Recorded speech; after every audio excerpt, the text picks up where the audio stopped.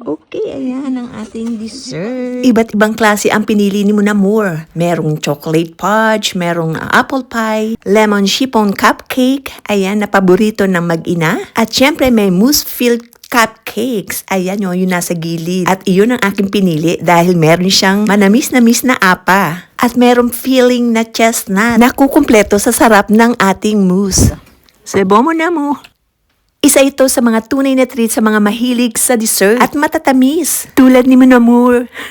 Ito ang ating creamy crepe dentelle na tinakpan ng malasutlang mousse at puno ng chestnut creams na filling. Ang perfect na dessert combination, ang bawat kagat ay puno ng tamis at may konting rich flavor mula sa chestnut. Yan, titikman ko naman itong ating chocolate bar brownies cake with crunchy nuts na malambot sa loob, may slight crunch sa labas at ang tamis ay perfect lang. Isang matamis na treat na puno ng pagmamahal sa bawat kagat. Kahit ang simpleng dessert kapag pinagsaluhan, mas masarap at nakakabusog. Yan ang aming simpleng salo-salo.